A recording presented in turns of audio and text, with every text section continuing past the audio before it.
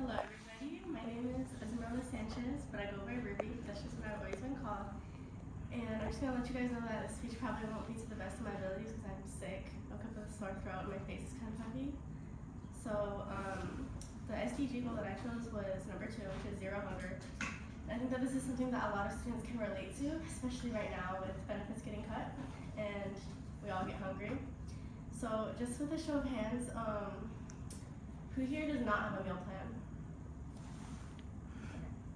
And then another show of hands, who here is a broke college student? Okay.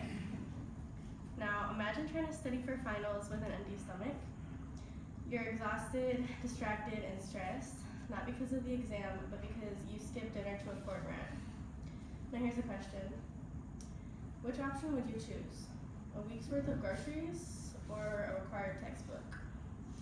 For many students here, it's not just a hypothetical situation, but this is a monthly occurrence. This is the reality for many college students here in Vermilion. Food insecurity isn't just a distant issue, but it's happening right here on our campus. Today I want to talk about why affordable and healthy meals aren't just a luxury, but a necessity for students' well-being, academic success, and financial stability. As a commuter who spends long hours on campus, I know how challenging it can be to get affordable and healthy meals during the school day. I have had to choose between overpriced snacks or just skipping meals to get by. This isn't just inconvenient, but it affects my energy, focus, and ability to succeed academically. Today, I will explain how food insecurity affects students' well-being, academic performance, and their financial stress.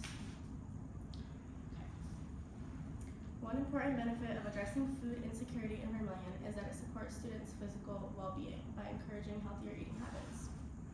When students struggle with food access, they often turn to cheap, low-quality, and highly processed foods that lack nutritional value.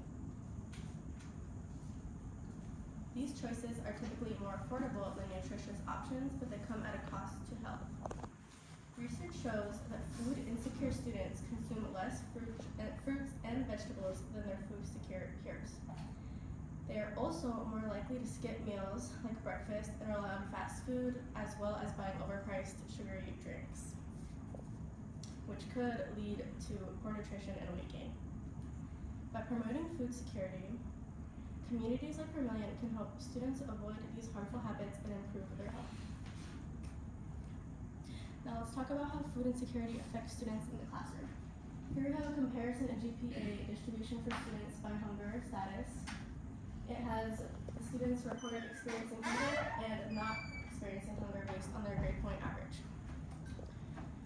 Affordable and healthy meals help college students perform better academically by fueling brain function, improving focus, and reducing stress. When I spoke to Anna Moore during my professional conversation, she stated that it's hard to think creatively, solve complex problems, and speak respectively and compassionately with others when you're hungry, which I agree. I was in the testing center taking a test, an exam last week, and I couldn't even focus. I was so hungry. It affected my overall mood. I couldn't focus on the exam, and I even even gave attitude to the people at the testing center, probably just because I was so hungry. Anna Moore also mentioned that the director of United Way downtown has seen a steady rise in weekly visits to the food pantry as families are losing their support while federal funding gets cut. Now, let's talk about how food insecurity adds to students' financial strain. Students already face major financial pressures from housing, tuition, and everyday living expenses. Food insecurity only adds to that burden.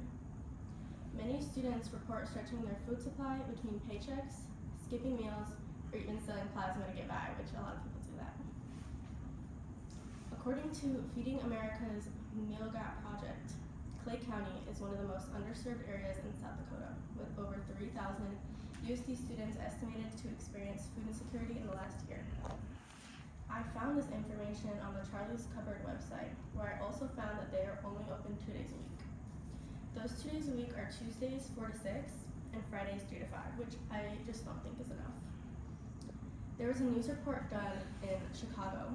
A student named Mahogany, she noticed that their food pantry was only open 2 days a week, and those 2 2 days a week, there would be lines just around the whole building.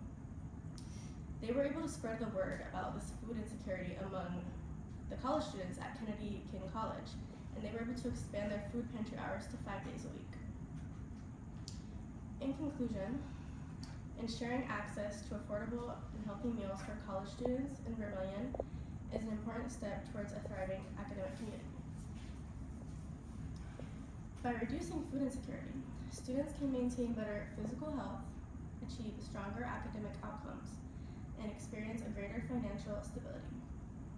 Supporting these changes empowers students to focus on their education and personal development, while also providing a path for long-term success, because students should not have to choose between eating and succeeding.